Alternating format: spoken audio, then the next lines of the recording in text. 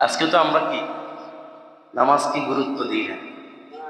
একটু ঠান্ডা লাগছে, বাড়িতে পড়ে নি, কি পড়ে নি, আমার কাজ আগে নামাজ পড়ে। আসলে কি কাজ আগে নাকি নামাজ আগে?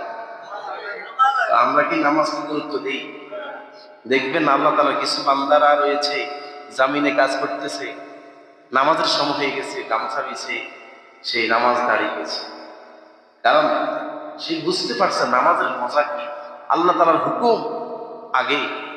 কারণ আমি যে কাজটা করেছি, এই কাজ যিনি আমাকে করার সুযোগ দিয়েছেন, সময় দিয়েছেন, আগে তিনার কাজ করতে হবে, তাহলে তিনি হয়তো আমার কাজের ভিতরে বরকত দিয়ে দিবে। আর যদি আমি তিনার হুকুম বাদ দিয়ে কাজ করি, ওই কাজের ভিতরে জীবনও আমার বরকত আসবে।